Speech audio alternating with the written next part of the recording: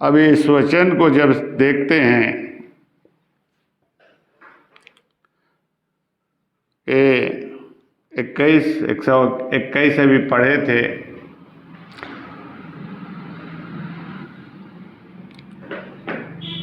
पहला पद में क्या लिखा है कि मैं अपनी आंखें पर्वतों की ओर लगाऊं।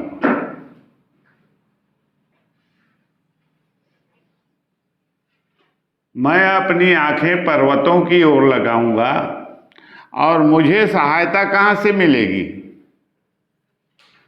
परमेश्वर की संतान को सहायता कहां से मिलेगी।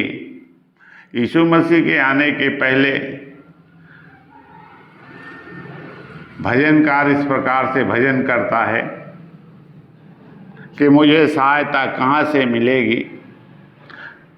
लेकिन परमेश्वर स्वयं उतर आया इस जगत में,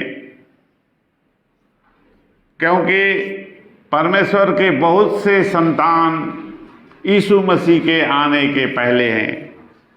वे लगातार इस बात की खोज करते रहे कि मुझे सहायता कहाँ से मिलेगी। हर एक बात में, हर एक परिस्थिति में वे, और आज तक भी प्रतिदिन उसकी संतान इसी बात को सोचते हैं, विचारते हैं कि मुझे सहायता कहाँ से मिलेगी। तब क्या लिखा है दूसरा पद में, मुझे सहायता यहोवा की ओर से मिलेगी। तो मुख्य बात और प्रमुख बात यही है कि मनुष्य को केवल एक ही नाम है, एक ही सोर्स है, यहोवा। परमेश्वर की संतान को और कहीं से सहायता नहीं मिलने वाली। मनुष्य के या भ्रम की स्थिति हमेशा रहती है कि मुझे सहायता इस व्यक्ति से मिल सकती है या किसी और से मिल सकती है, और वह उसके पीछे चलता है सहायता पाने के लिए, मदद पाने के लिए। लेकिन मनुष्य को निराशा हाथ लगती है और वह भ्रमित होकर भटक जाता है और प्रतिफल कुछ भी नहीं पाता। तो यहोवा परमेश्वर, प्रभु यीशु मसीह ही यहोवा परमेश्वर है। वह कल था और आज है और आगे भी रहेगा। वह सत्य का आत्मा वही है और सत्य के सारे प्रकाश वहीं से निकलते हैं। और वह अपनी संतानों को यह आशा देता है। क्या आशा देता है? वह तेरे पांव को टलने ना देगा। आशा, आशा का होना कितना जरूरी है। मनुष्य जो आशा नहीं करता उस स्वर्ग के राज्य में आगे नहीं बढ़ सकता है। बिना आशा के वह एक भी पांव नहीं बढ़ पाता है।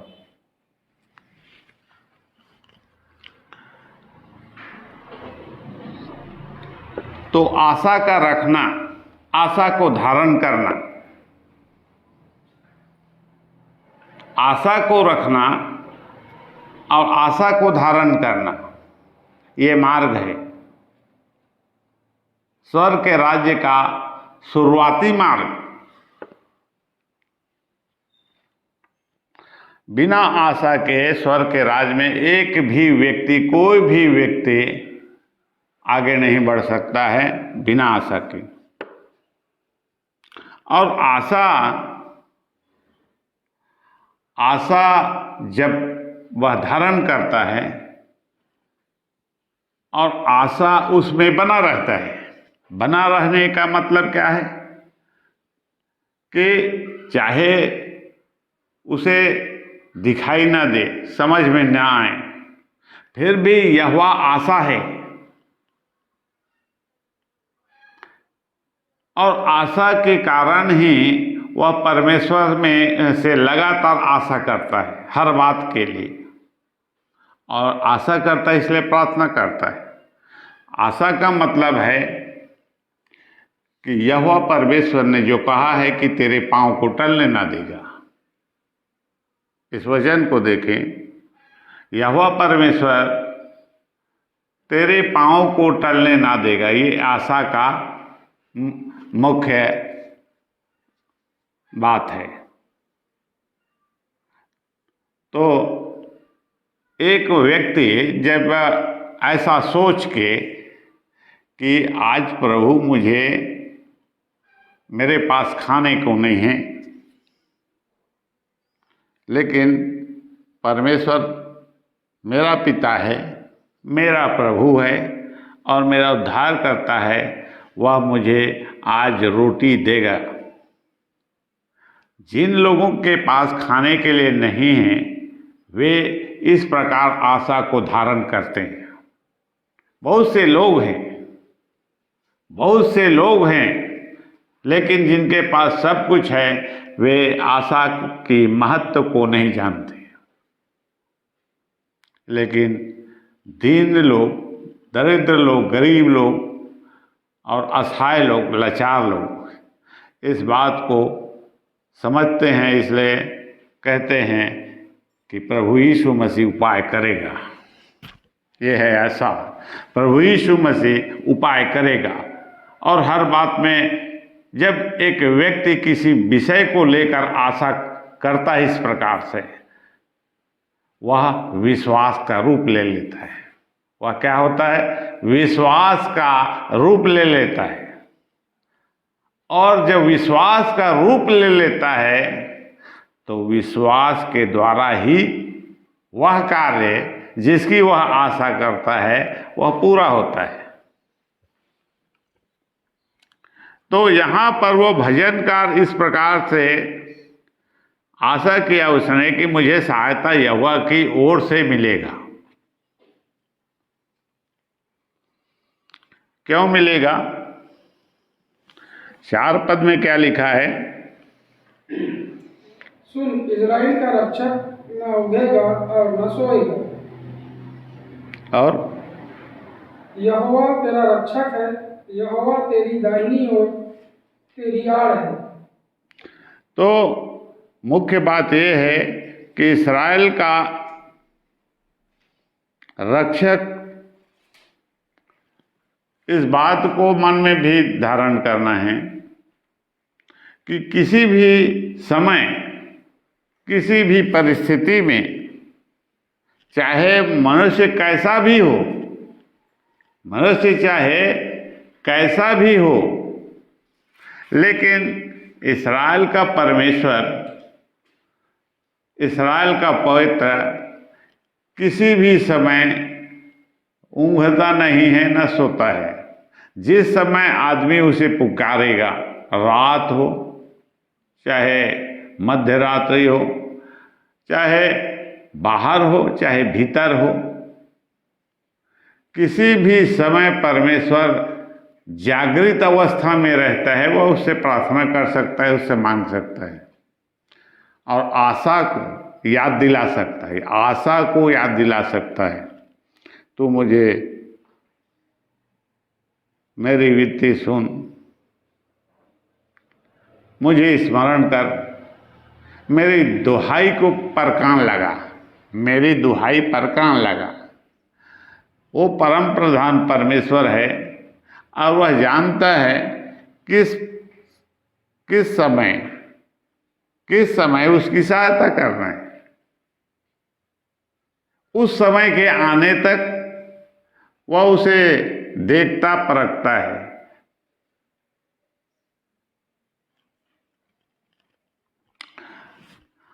तो परमेश्वर का वचन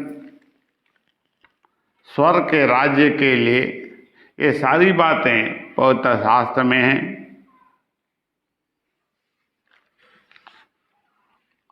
और उसे पवित्र आत्मा के द्वारा जब से हम सीखते हैं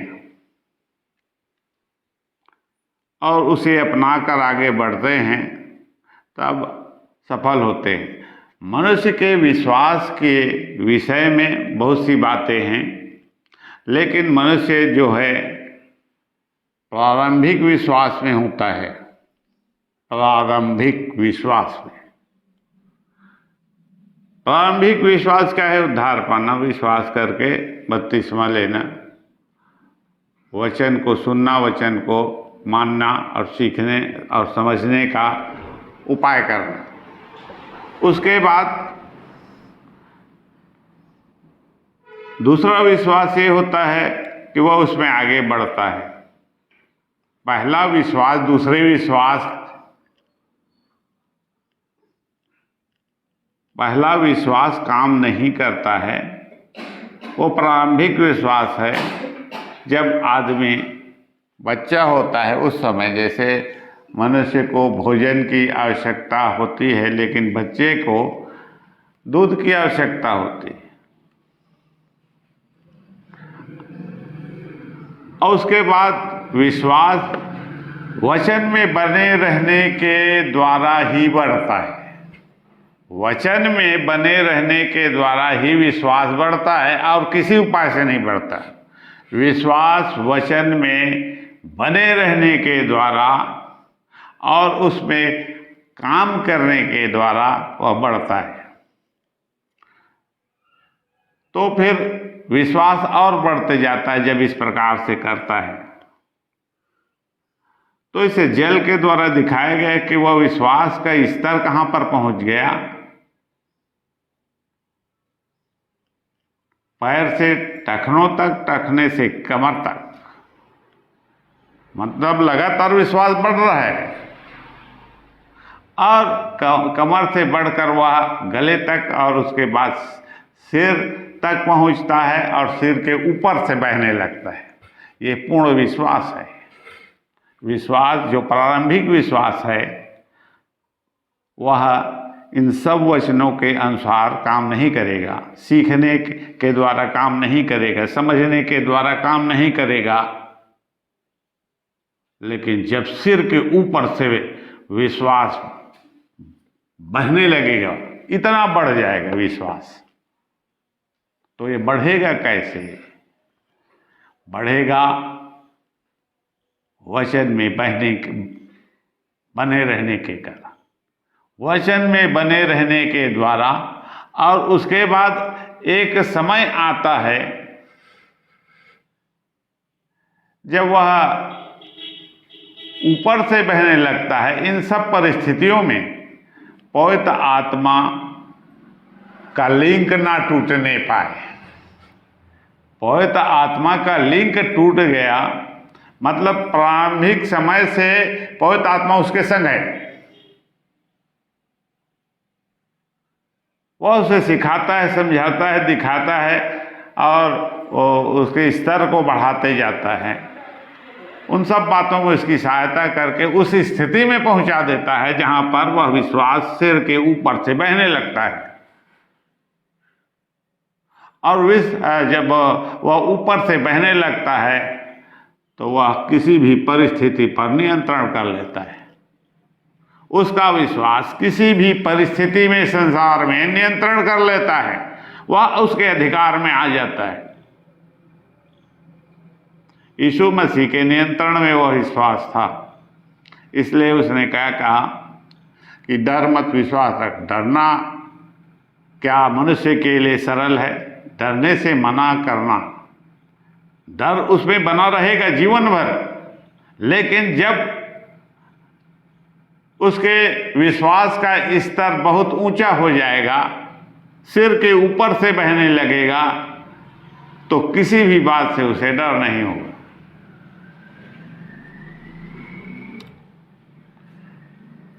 यशायाह की पुस्तक 35 अध्याय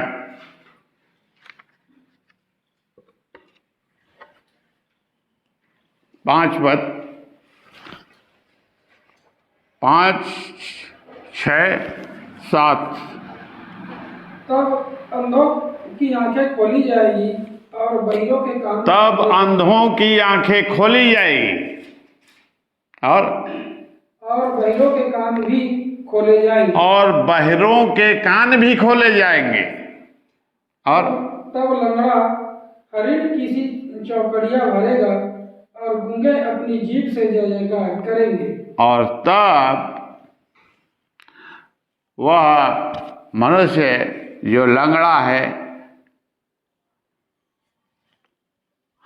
हिरण के समान दौड़ेगा, कूदेगा, फांदेगा, इतनी ताकत उसमें आ जाएगी।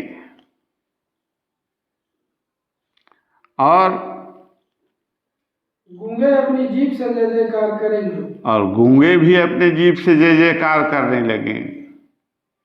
क्योंकि जंगल में जल के सोते फूट निकलेंगे और मरी भूमि में नदियां बहने लगेगी। और यहाँ पर मुख्य बात लिखा है, क्योंकि जंगल में जल के सोते फूट निकलेंगे और मरी भूमि में नदियां बहेंगी और मृत तृष्णा ताल बन जाएगी और सूखी भूमि में सोते फूटेंगे।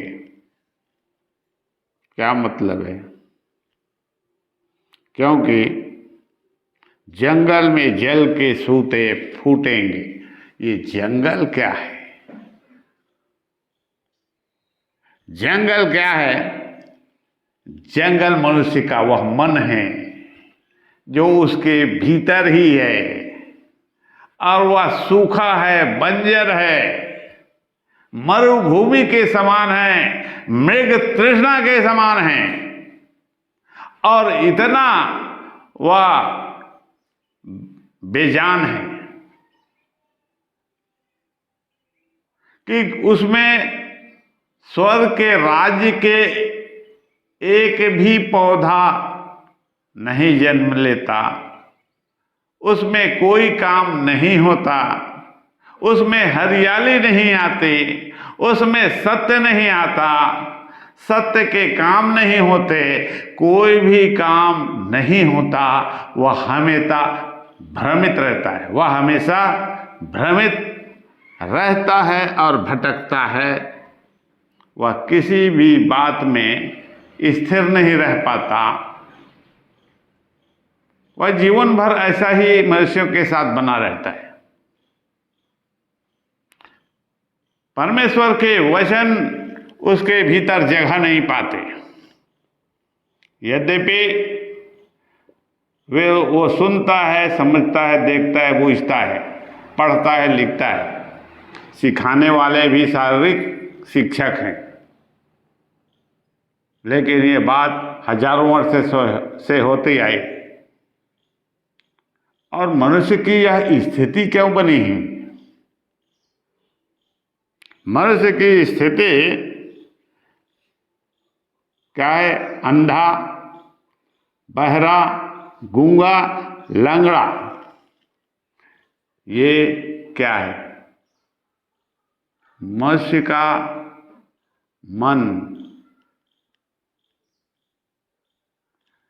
जो इस प्रकार से इन सब बातों में मन से क्या है? वो अंधा है, मन से लंगड़ा है, मन से ही वह न बोल सकता न सुन सकता और कुछ भी नहीं कर पाता। वह सोच विचार भी नहीं कर पाता स्वर्ग के राज्य के विषय में। स्वर्ग के राज्य के विषय में वह सुनना भी नहीं चाहता। यह है क्या? बंजर भूमि।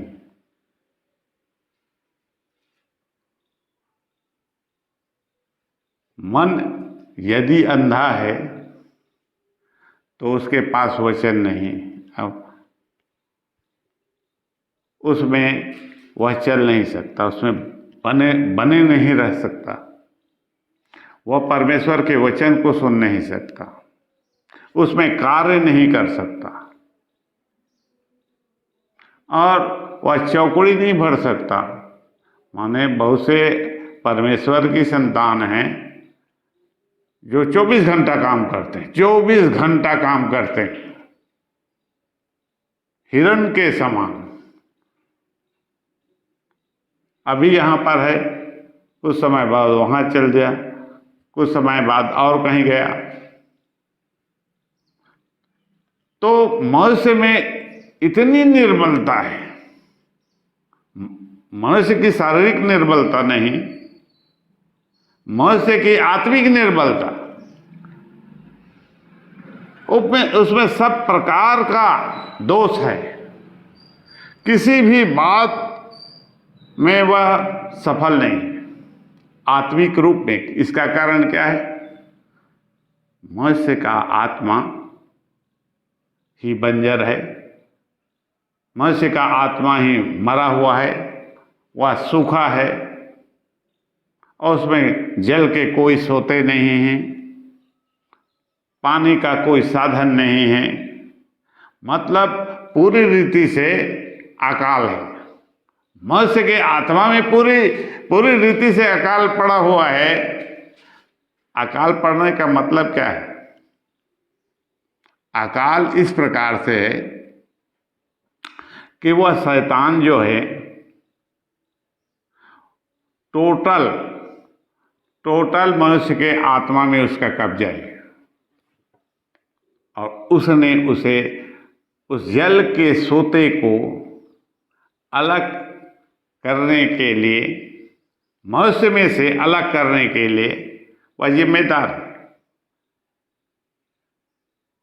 और मनुष्य का वह मन इतना बुरा हो गया है, जबकि आदम को सर्वगुण संपन्न बनाया परमेश्वर ने।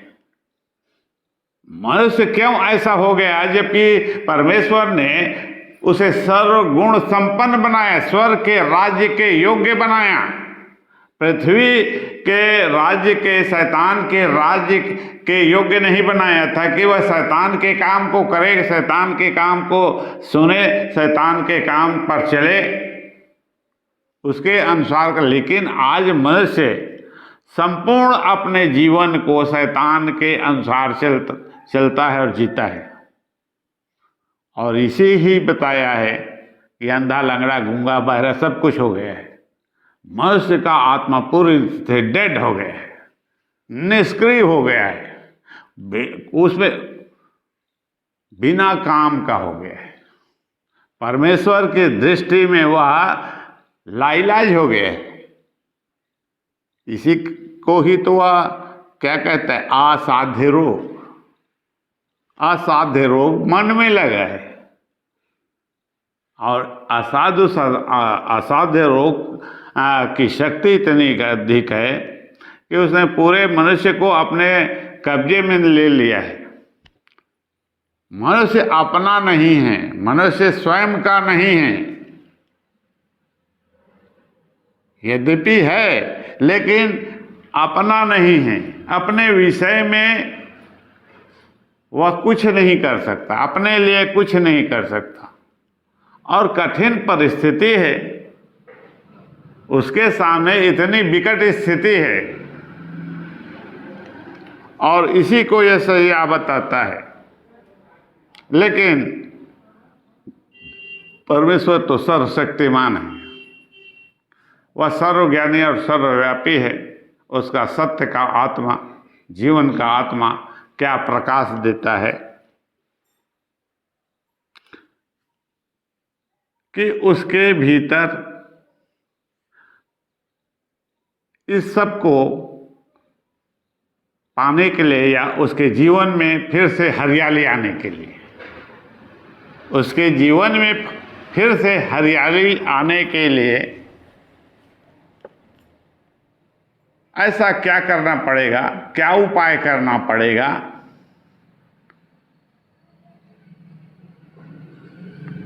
कि उसके जीवन में हरियाली आ जाए, जो बिगड़ा है वह फिर से नया हो जाए, जो डैमेज हुआ है वह फिर से नया बना दिया जाए, नया कर दिया जाए, सब कुछ ठीक हो जाए।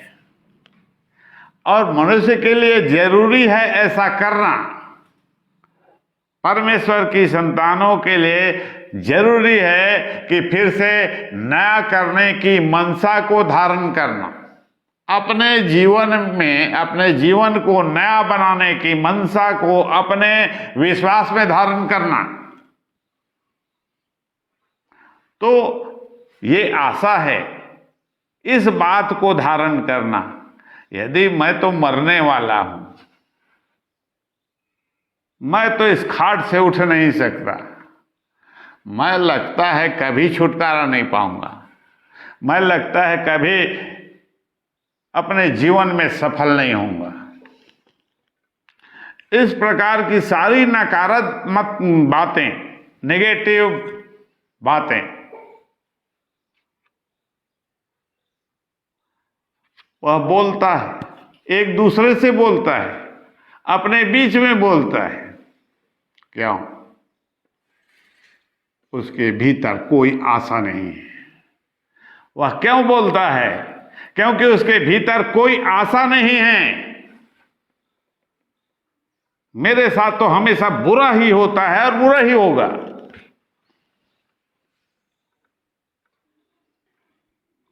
तो आशा करने के लिए वचन है। ये वचन जो दिया गया है जैसे भविष्यद्वक्ता के द्वारा, इस प्रकार वह बताता है कि जंगल में क्या होंगे? जल के सोते फूट निकलेंगे। तो जल का सोता कहां पर फूटा?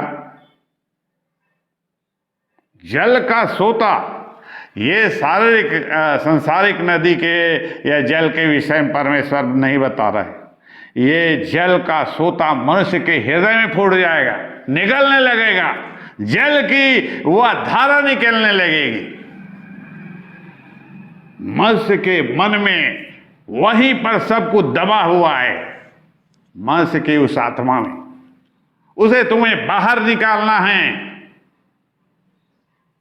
बाहर निकालने के लिए परमेश्वर के आत्मा की ओर ध्यान देना है। मैं पर्वतों की ओर अपनी आंखें उठाऊंगा, मैं पर्वतों की ओर अपनी आंखें उठाऊंगा, ऊंचे स्थान की ओर देखूंगा कि कहां से वह आएगा। तो वह किसके पास है? वह परमेश्वर के पास है। तुम्हारी आशा को प्रमाणित करने वाला वह आत्मा है, वह पवित्र आत्मा है। जब तुम्हारे भीतर आएगा, प्रवेश करेगा, तब तुम्हारे भीतर से जल के सोते फूट निकलेंगे,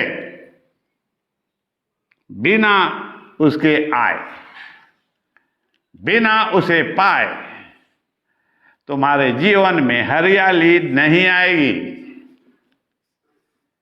क्योंकि बांधने वाले ने इस प्रकार से बांध के रखा है, बांधने वाले ने इस प्रकार से बांध के रखा, ऐसे के रखा है कि उस बंधन को खोलने वाले की तुम्हें जरूरत है।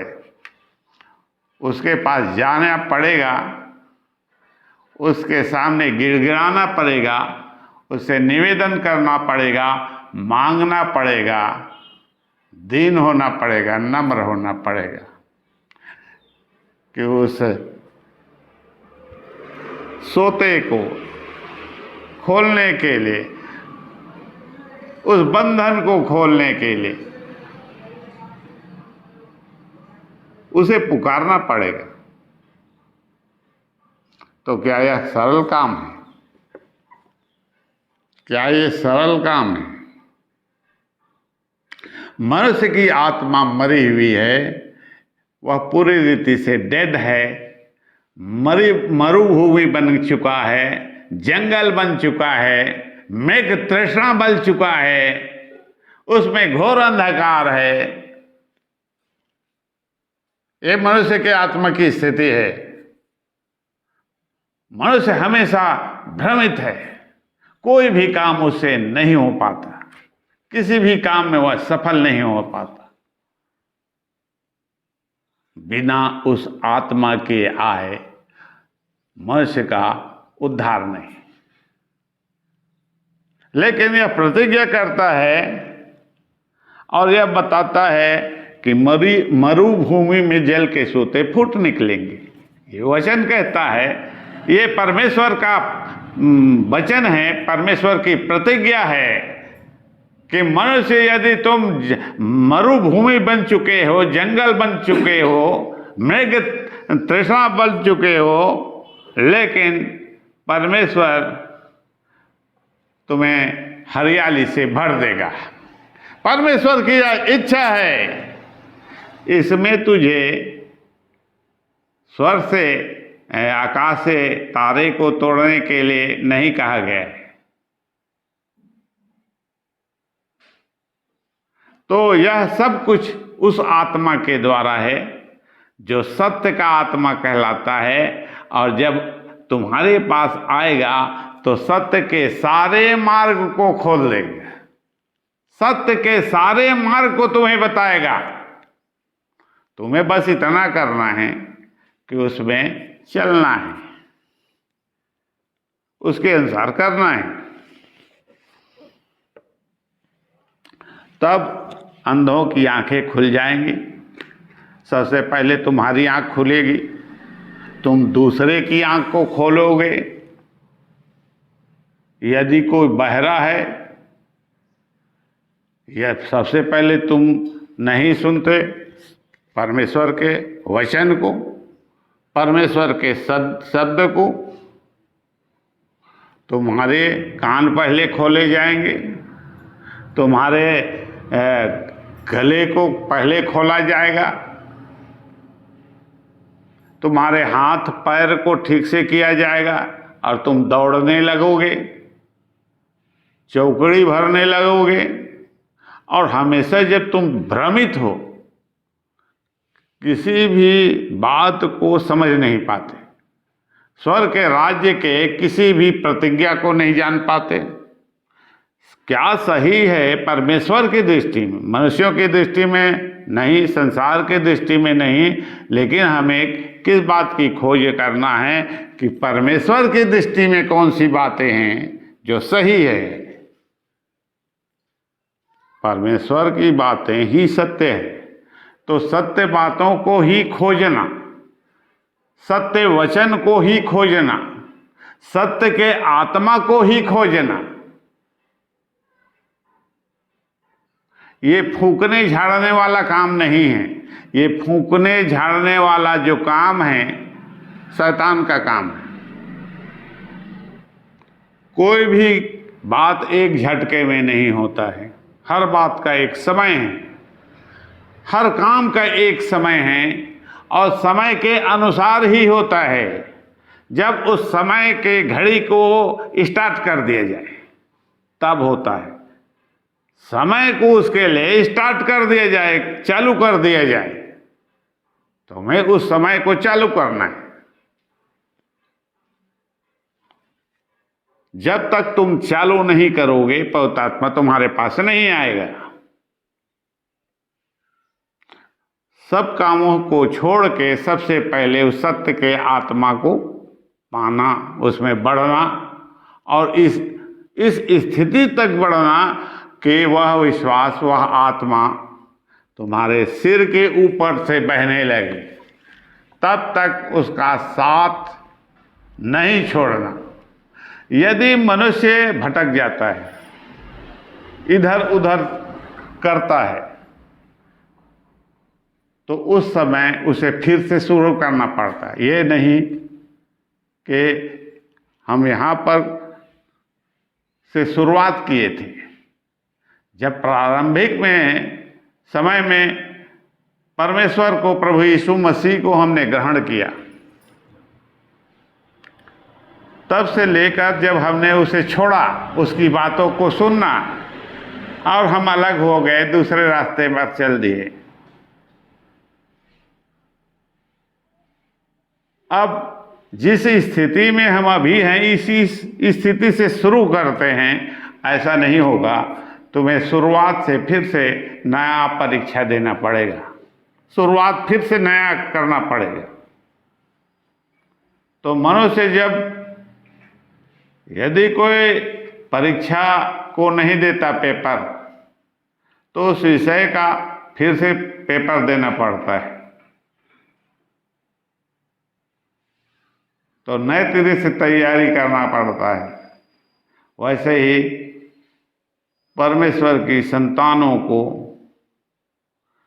जो कुछ बोया गया था, यदि 1 साल में जो कुछ उसे सिखाया गया और 1 साल के लिए उसमें जो कुछ बोया गया उसके मन में, 1 साल के बाद कई प्रकार की विपरीत परिस्थिति, रोग, बीमारी, समस्या, अभिलाषा, दुष्टता, बुराई सब में पड़कर आदमी सब कुछ भूल जाता है। और भूल जाता है, इस कारण उसके मन से सब निकल जाता है। तो ये मार्ग में जो बीज पड़े होते हैं, परमेश्वर का वचन, पहले जितने भी वचन उसके हृदय में थे, उसके मन में थे, सबको शैतान ने क्या कर दिया? चुग लिया, अलग कर लिया, खा लिया, खत्म कर दिया। इसलिए नए प्रकार से फिर से उसे स्टार्ट करना पड़ेगा। विश्वास को नया करना पड़ेगा और नया करने के लिए फिर से उसी रीति को अपनाना पड़ेगा। तो मनुष्य का जीवन इस प्रकार से कठिनता से भरा हुआ है और उसके जीवन में इस प्रकार के परिस्थितियां आती हैं और सब मनुष्यों के में आती हैं। बहुत थोड़े लोग हैं जो लगातार उसमें बने रहते हैं, लेकिन फिर भी मनुष्य सीखता है गिरने के द्वारा। मनुष्य सीखता है गिरने के द्वारा। जब तक नहीं गिरेगा तब तक वह नहीं उठने का प्रयास करेगा, उठने का प्रयास ही नहीं करेगा। गिरेगा तभी तो उठने का प्रयास करता है। और जब गिरता है तो वह सीख जाता है, गिरने पर मुझे क्या करना है, गिरने पर मुझे क्या करना है, सीख जाता है। और पहले कुछ नहीं होता,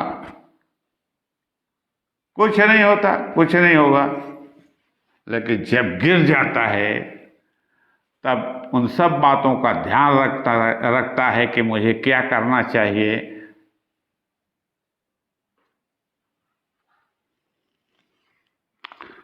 अब पवित्र आत्मा के आने के बाद और ये आशा दिए जाने के बाद, ये आशा है, ये आशा दी गई, व्यापक रूप से संसार के लोगों को आशा दी गई, यीशु मसीह के विषय में आशा दी गई। यशायाह 29:18।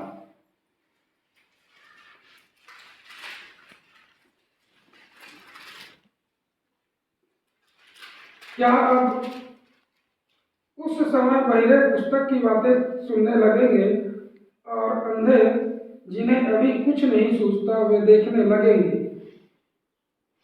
ये फिर से कोट किया गया है इस वचन को।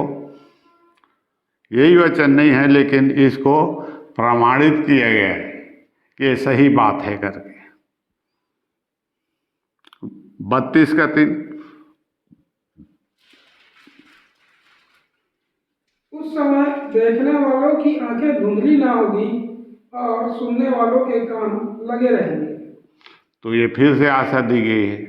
मतलब ये झूठ वचन नहीं है। जितनी भी बातें अभी हमने की है और उसके विषय में प्रकाशन को बताया है, कोई भी बात असत्य नहीं है। यह मानने लायक है, मानने के योग्य है। यदि कोई इस प्रकार से उसे मानता है और उसमें चलता है तो उसका प्रतिफल निश्चित रूप से पाएगा, चाहे उसे प्रयास कितना भी करना पड़े। लेकिन जो आशा परमेश्वर के ओर से तुम्हारे मन में दी गई है, उसे छोड़ना नहीं। हरियाली अपने जीवन में पवित्र आत्मा के द्वारा ही आएगी। वे सारे बंधन पवित्र आत्मा के द्वारा ही टूटेंगे।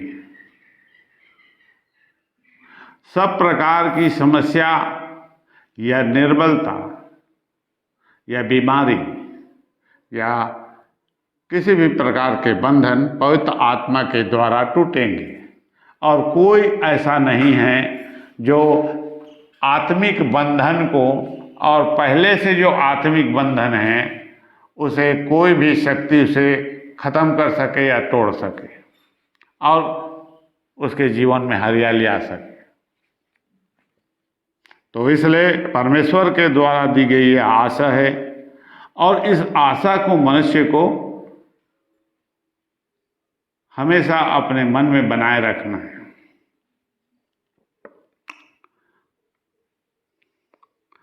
मत्ती 11 अध्याय 5 पद।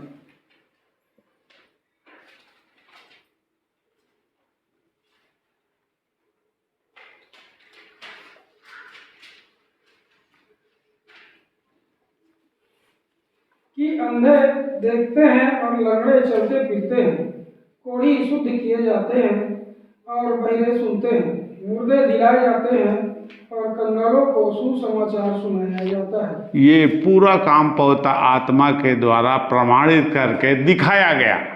नए नियम में, नए युग में यीशु मसीह जब आया और उसके द्वारा जो कार्य किए गए, यह नया युग है। तो नए युग में पवित्र आत्मा ने इन सारे कामों को मनुष्यों के सामने, आंखों के सामने करके दिखाया, उसकी आत्मा को खोल के। उसकी आत्मा, अपनी आत्मा के द्वारा मनुष्य की मरी हुई आत्मा को, मरी हुई मनुष्य की आत्मा को जो सूखी, बंजर और मृत तृष्णा और हरियाली रहित बन गई थी, उस आत्मा के आने के द्वारा बहुत से लोगों ने उसे प्राप्त किया, हरियाली को प्राप्त किया, खुशी को प्राप्त किया, प्रसन्नता को प्राप्त किया, परमेश्वर का साथ प्राप्त किया। तो ये झूठ बात नहीं है। यह सब कुछ जो कहा गया, जो लिखा गया, जो परमेश्वर की इच्छा थी, उसे पवित्र आत्मा ने यीशु मसीह के आने पर, जब वह पवित्र आत्मा दिया गया, तो ये सारे काम पवित्र आत्मा ने कर दिया, और वही काम आज भी करता है। इसलिए जो इसे इस प्रकार से स्वीकार करता है, इस आशा को, और उसमें लग जाता है, उसे पकड़ लेता है, अपने मन में धारण लेता है, चाहे कुछ भी संकट हो, मैं इसे नहीं छोड़ूंगा।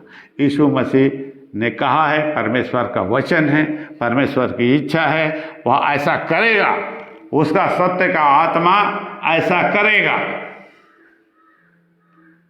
अपने मन में इस प्रकार से धारण करना है,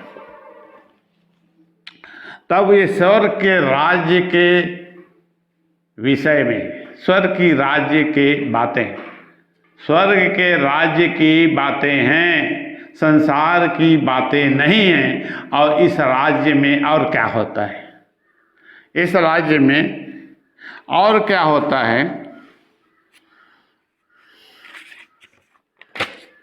यशायाह 32 अध्याय 2 पद से आगे पढ़ें। यशायाह 32 अध्याय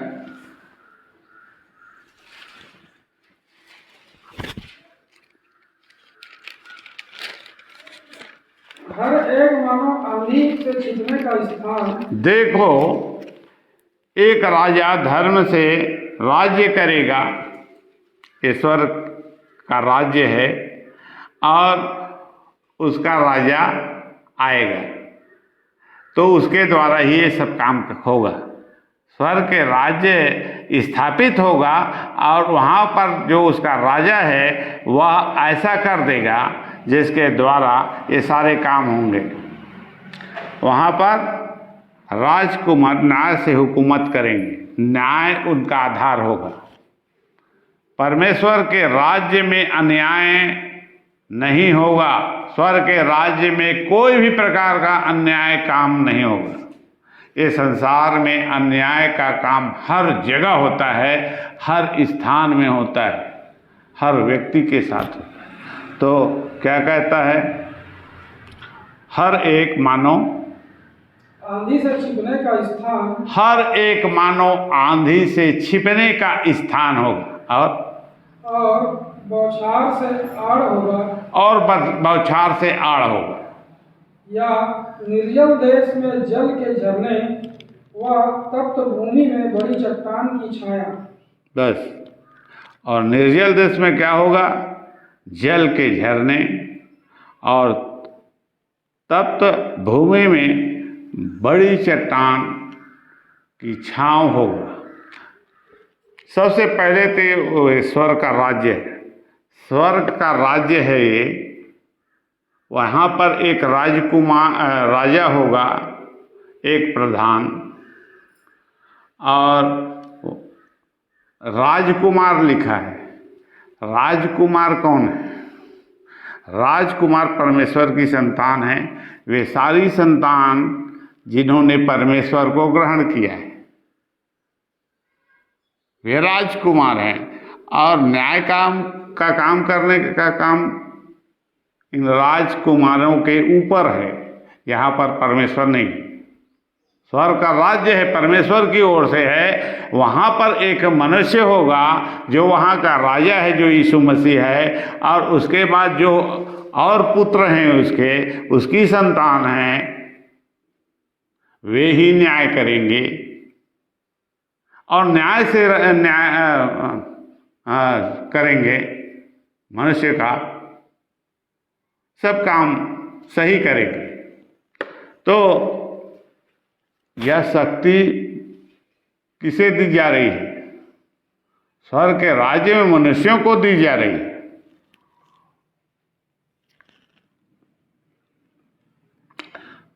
और यहाँ क्या लिखा है, हर एक मानो आंधी से क्या है, छिपने का स्थान।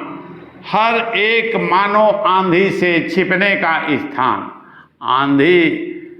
आंधी है जो सब कुछ एक झटके में, जहाँ पर भी वह प्रबल होती है, पूरा चौपट कर देती है, नाश कर देती है, खत्म कर देती है।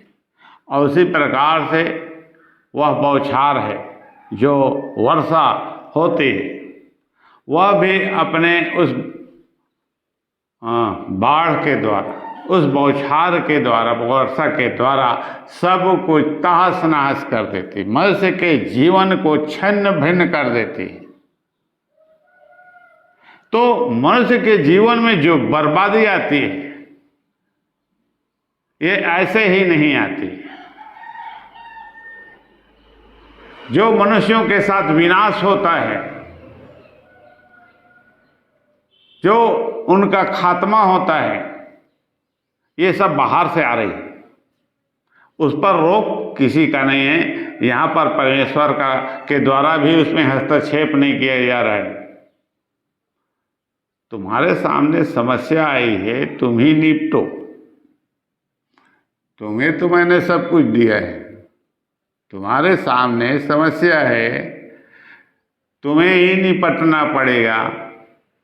तो स्वर्ग का राज्य में ऐसी व्यवस्था कर दी गई कि जब इस प्रकार से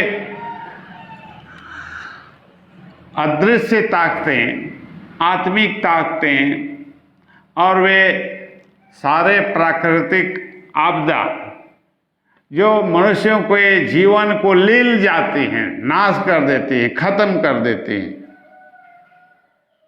यहाँ पर स्वर्ग के राज में एक आदमी, एक व्यक्ति जो स्वर्ग का राज्य का राजकुमार है। हर एक, बहुत से राजकुमार हैं, बहुत से स्वर्ग के राज्य के लोग हैं जिनकी गिनती नहीं है। उसमें से हर एक का मतलब है, यदि 2 जन हो, 3 जन हो, तो कोई भी एक व्यक्ति उठकर उसे रोक देगा, चाहे वो आंधी हो, चाहे बौछार हो। एक भी आदमी उन विपत्ति को रोक देगा, उस समस्या को रोक देगा और मृत्यु को रोक देगा। चाहे किसी भी प्रकार की आपदा हो, बड़े से बड़ी आपदा हो, आकाश और पृथ्वी किसी भी स्थान की आपदा हो जो तुम्हारे जीवन को एक झटके में बहा देती है, लेकिन स्वर्ग के राज्य में एक व्यक्ति यदि फंस गया तो उसके लिए क्या वह बन जाएगा दूसरा व्यक्ति?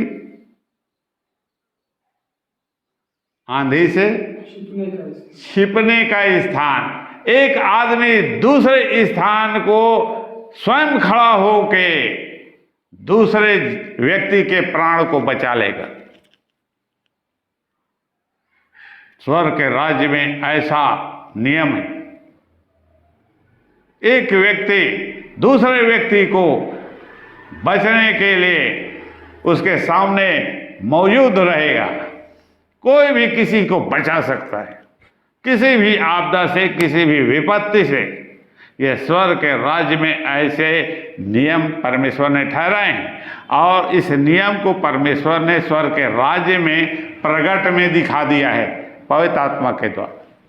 हर एक व्यक्ति इसीलिए एक दूसरे के लिए प्रार्थना करता है। यह वचन ऐसा ही नहीं लिखा है कि एक दूसरे के लिए प्रार्थना करो। तुम प्रार्थना करोगे, परमेश्वर की यह प्रतिज्ञा है, वह दूसरा आदमी निश्चित रूप से विपत्ति से बचाएगा, बचा लिया जाएगा, छुड़ा लिया जाएगा। तुम लगातार उसके लिए यह काम करो और यह काम तुम्हें सौंपा गया है। यह काम स्वर्ग के राजकुमारों को सौंपा गया है, अर्थात विश्वासियों को सौंपा गया है, अर्थात हमें सौंपा गया है। हमें यह जिम्मेदारी दी गई है कि एक व्यक्ति जब विपत्ति में फंसता है या एक व्यक्ति यदि गिरता है तो तत्काल दूसरा उसके साथ है तो उसे उठाकर खड़ा करे।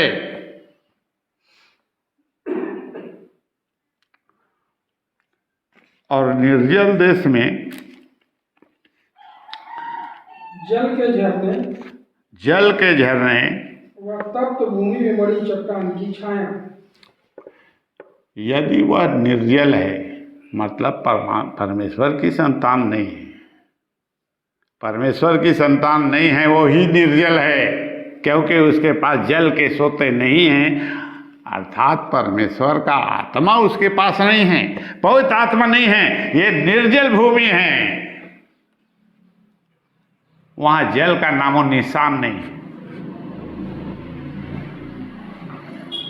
तो और क्या कहता है? तप्त भूमि, तप्त भूमि ऐसा उपद्रव से भरा हुआ देश, ऐसे उपद्रव और अधर्म और अत्याचार और बुराई से भरा हुआ स्थान, ये तप्त और कठोर भूमि है।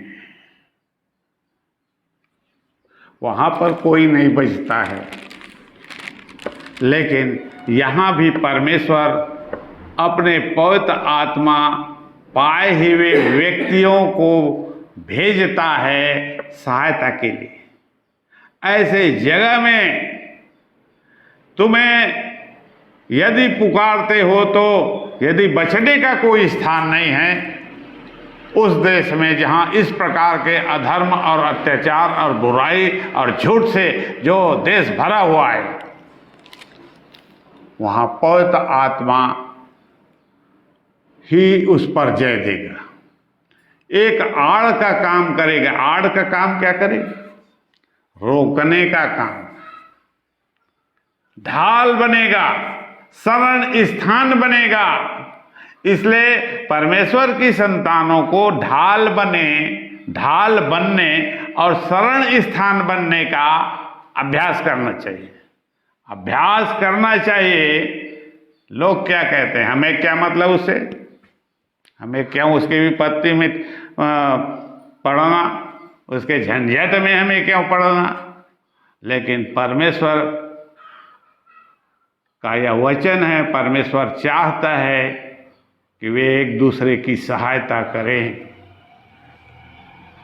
एक दूसरे के कष्ट में, बीमारी में, रोग में और किसी भी परिस्थिति और समय में यदि वे परमेश्वर के कहलाते हैं, परमेश्वर के कहलाते हैं, परमेश्वर की हम संतान हैं, परमेश्वर हमसे आशा करता है कि मेरा वहाँ पर एक व्यक्ति है, मेरी संतान है, मैं उसे उसकी सहायता। जब मनुष्य बहुत से लोग ध्यान नहीं देते तो किसी न किसी को वह वहाँ पर उसकी सहायता के लिए भेज देता।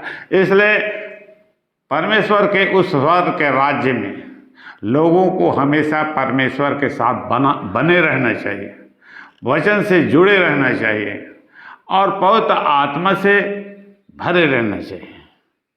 और ये तीनों काम जब होता है उसके जीवन में, परमेश्वर उसके साथ काम करता है। और इस धारणा को, इस इच्छा को जब अपने मन में वह भी धारण कर लेता है, एक मनुष्य अपने मन में परमेश्वर की इच्छा को, जो ऐसा लिखा है यहाँ पर 32 अध्याय 1 से 4 तक, और उसे धारण करके मनुष्य परमेश्वर की इस इच्छा को पूरा करेगा। जैसे क्या लिखा है, हम परमेश्वर की खेती हैं और उसके सहकर्मी। ऐसा ही नहीं है कि हमारे पास तो कुछ काम नहीं है, परमेश्वर तुम्हें काम पहले से दे दिया है। तुम परमेश्वर के द्वारा उत्पन्न इसीलिए किए गए कि परमेश्वर के साथ काम करो। तुम संसार के साथ काम करते हो, शैतान के साथ काम करते हो, बुरे लोगों के साथ काम करते हो, अधर्मियों और अत्याचारियों के साथ काम करते हो। तुम्हें इनके साथ काम नहीं करना है।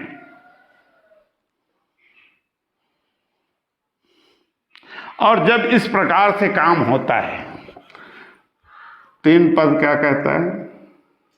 उस समय देखने वालों की आंखें धुंधली ना होगी और सुनने वालों के कान लगे रहेंगे। और उतावलों के मन ज्ञान की बातें समझेंगे और तुतलाने वालों की जीभ फुर्ती से और साफ बोलेगी।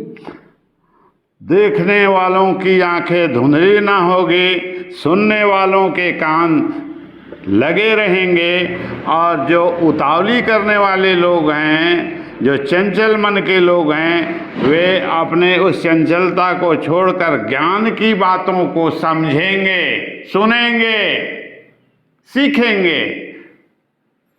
और तब क्या होगा? मूढ़ फिर उदार न कहलाएगा। बस 4 को पढ़े। उतावलों के मन ज्ञान की बातें समझेंगे और तुतलाने वालों की जीभ फुर्ती से और साफ बोलेगी। मतलब ये परिणाम उत्पन्न होना है। जब ऐसा तुम करोगे तो परिणाम सामने आएगा। जब तक कुछ नहीं करोगे, परिणाम कहां से आएगा? करने के द्वारा ही परिणाम सामने आएगा। जब तक मैं केवल बैठे रहूं और कुछ ना करूं तो परमेश्वर का काम नहीं होगा। लेकिन परमेश्वर की इच्छा बनी हुई है। परमेश्वर की इच्छा को यदि तुम सुन लेते हो, समझ लेते हो, सीख जाते हो, तो जो अंधा है उसकी आंख को खोल दो, जो बहरा है उसके, ये सब जो तुतलाता है और जो भी उसमें का मति भ्रष्ट है, बुद्धि काम नहीं करता, समझ में नहीं आता, उटपुटांग कुछ भी करता रहता है। लेकिन हर एक व्यक्ति को सिखाना है, तुम्हारी जिम्मेदारी है। मूसा के द्वारा परमेश्वर ने पहले इस बात को बता दिए, व्यवस्था देकर, कि तुम्हें अपने परिवारों में इन सारी बातों को सिखाना है। एक पीढ़ी के लोग दूसरे पीढ़ी को सिखाएं, दूसरे पीढ़ी तीसरे पीढ़ी, इस प्रकार से सिखाना है। बिना सिखाए थोड़ी हो जाने। तुम जान गए हो, एक व्यक्ति जान गया है। यदि तुम एक व्यक्ति जानते हो तो तुम्हारे द्वारा तुम्हारे परिवार के जितने भी लोग हैं वे जान जाएंगे कि यहोवा ही परमेश्वर है। यह वही छुटकारा देता है, यह है वही सत्य का आत्मा है, और क्या क्या वह करता है, ये सारी बातें इस प्रकार से तुम बनाए गए हो कि तुम उसका साथ दो, उसके साथ काम करो, सहकर्मी बन के। तो जब इस प्रकार से हम सीख जाते हैं परमेश्वर की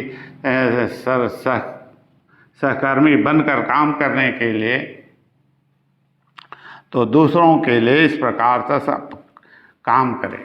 तो शुरुआत कहाँ से करना है? अपने ही बीच, अपने ही परिवार से, अपने ही लोगों से, क्योंकि हम तो परमेश्वर की संतान हैं और उसके सहकर्मी हैं, और इसीलिए हमें परमेश्वर ने बनाया है, स्वर्ग के राज्य में इसीलिए उत्पन्न किया है कि हम संसार की सेवा ना करें, संसार के अनुसार ना चलें। यशाया 32 अध्याय, यूहन्ना 9 अध्याय 6-7 तक, आखिरी बात देख लेते हैं। यूहन्ना 9 अध्याय 6-7 पद। यूहन्ना रचित सुसमाचार।